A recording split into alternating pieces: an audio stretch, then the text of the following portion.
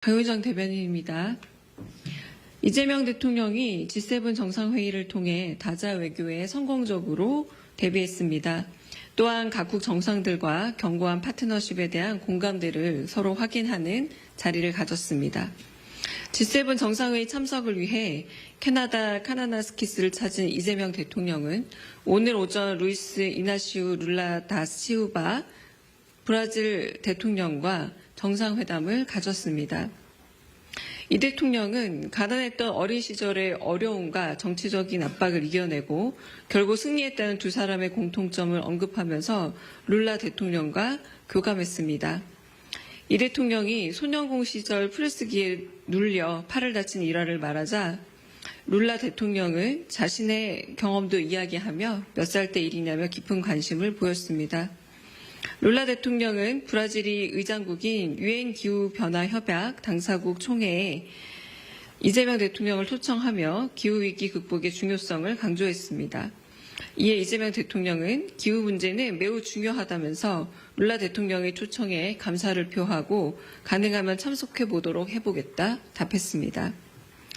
룰라 대통령은 마지막으로 자리를 일어서며 이재명 대통령을 향해 국민들이 뽑아준 이유를 잊지 않는다면 성공한 대통령이 될 수 있다고 말했습니다.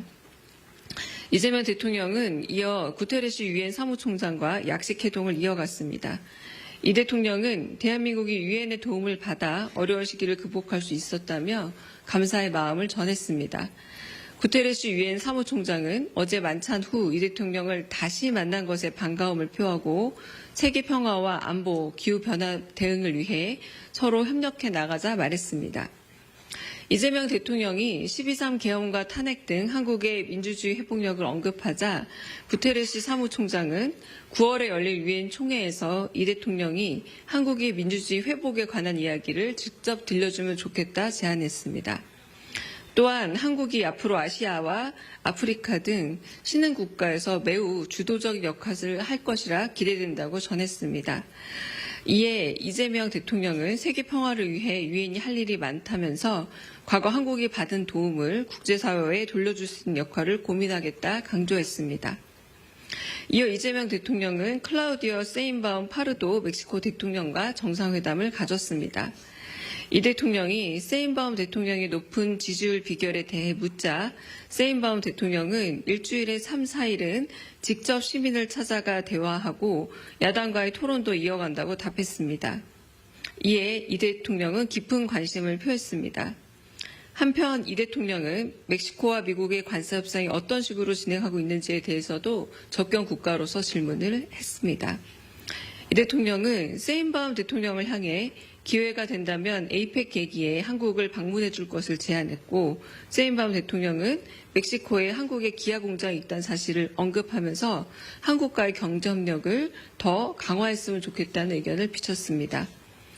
다음으로 이재명 대통령은 인도 나렌드라 모디 총리와 정상회담을 가졌습니다. 모디 총리와 이재명 대통령은 두 사람 모두 어려운 계층에서 태어나 각 나라의 지도자가 되었다며 공감대를 나눴습니다. 모디 총리는 25년 전 한국을 방문했던 기억을 전했고 이재명 대통령은 인도 영화를 매우 좋아한다고 전했습니다. 이어 방위산업 분야와 문화협력에서 두 국가가 서로의 경험을 나누자고 제안했습니다. 모디 총리는 2000년 전 가해의 김수로 왕과 혼인한 인도 아우타야 출신 허아옹 공주와 그의 성씨인 김해 허씨를 언급하면서 한국에 대한 깊은 애정을 전했습니다.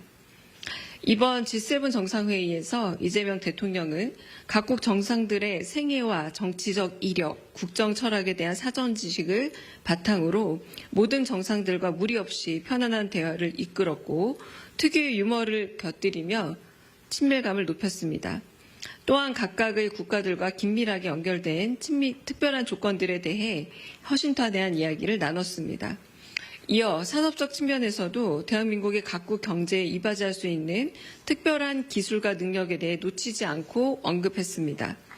국익과 관계된 문제를 능숙하고 매끄럽게 제안함으로써 각국 정상들에게 한국의 새 지도자를 특별하게 각인시키는 훌륭한 외교 전략을 구사했습니다. 이번 G7 정상회의를 통해 이재명 대통령은 총 9개국 정상들과 1개 국제기구 수장을 만나면서 서로 간의 신뢰를 다지며 무너진 정상외교를 복원했음을 알렸습니다. 앞으로도 이재명 정부는 적극적인 국제협력을 바탕으로 국익을 최우선으로 하는 실용외교의 새로운 길을 열겠습니다.